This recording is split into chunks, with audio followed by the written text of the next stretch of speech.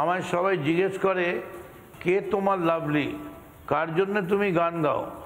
আমি তাদের বলি এই যে আমরা মিটিং করতে গেলে না খেয়ে মাথায় ঠান্ডা লাগছে, শিশির পড়ছে, তারপরেও রাত 2টো অবধি হাজার হাজার লোক ওয়েট করেন, রাস্তার দুধারে ওয়েট করেন, তারাই হচ্ছেন আসল আমার লাভলি, এরাই হচ্ছে বাংলার মামাটি মানুষ।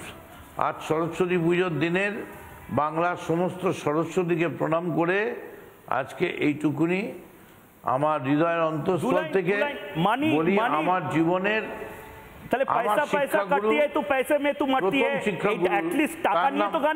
তার নাম মমতা বন্দ্যোপাধ্যায়।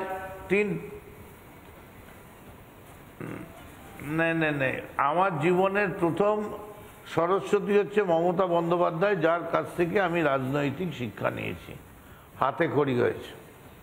ওকে, হাতে খড়ি হওয়ার পরে 2 লাইন শুনিয়ে দিন অ্যাটলিস্ট, এতবার ধরে বলছি যখন আমরা লাস্টে। না ছেড়ে দাও, শুনো না, এখন ছেড়ে দিন, এখন গান আছে তো অসুবিধা আছে ওখানে। আচ্ছা, আমি লাস্ট একটা প্রশ্ন আপনাকে করতে চাই, রেগে যাবেন না, যেহেতু লাস্ট প্রশ্ন বলে। কামারহাটির বিধায়ক হতে আপনি কত টাকা দিয়েছেন? ম্যানেজারিয়াল স্টাইলে তৃণমূলকে কত টাকা দিয়েছেন? রেগে যাওয়া যাবে না, কিন্তু রেগে যাওয়া যাবে না। ক্যাশ ফর পোস্ট কত টাকা দিয়েছেন কামারহাটির বিধায়ক হতে? আমাকে তৃণমূল কংগ্রেস থেকে কামারহাটির বিধায়ক হওয়ার জন্য মমতা ব্যানার্জি আমাকে হাতে করে টাকা দিয়েছেন নির্বাচন লড়ার জন্যে।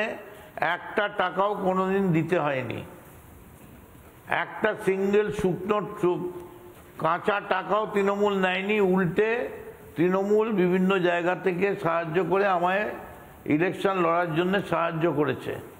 আমি তৃণমূলের কাছে কৃতজ্ঞ। কামারহাটিতে জীবনে কোনোদিন কোনো টাকা পয়সা দিতে হয়নি। বেশ, টাকার খেলাটা কামারহাটিতে অন্তত বন্ধ থাকবে।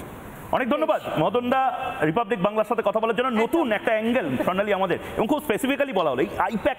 এই আইপ্যাকটা কে, কোন হরিদাস পাল যে আইপ্যাক সব কিছু করে দিচ্ছে? সে তো না আছে তৃণমূলের অফিসিয়াল কোনো পোস্ট, না আছে কিছু। তাহলে কি করে স্বর্ণালী এই গোটাটা হয়? এবং না, এটাও বললেন মদন মিত্র যে নিঃসন্দেহে দলের তরফ থেকে না বলা হলে, দল ডেকে না নিয়ে আসলে আইপ্যাক তো একা একা গুটি গুটি পায়ে প্যাক করতে করতে আসতে পারে না। তো আইপ্যাক প্যাক করেছে, এতদিন ধরে প্যাকানি শুনতে হয়েছে, অনেক দলের বর্ষিয়ান নেতাকে অনেক প্যাকানি সহ্য করতে হচ্ছে। কিন্তু আমার মনে হয় যে কোথাও কিছু হয়তো নিঃসন্দেহে সিদ্ধান্ত হয়েছে, আড়ালে কিছু সিদ্ধান্ত হয়েছে, না হলে প্রকাশ্যে মদন মিত্র হন বা কল্যাণ বন্দ্যোপাধ্যায় হন, তারা প্রকাশ্যে বলতেন না যে 2 নম্বরের কল্যাণ বন্দ্যোপাধ্যায় তো বলেই দিয়েছেন 2 নম্বরটা শূন্যস্থানে রয়েছে, যাকে খুশি বসাতে পারেন।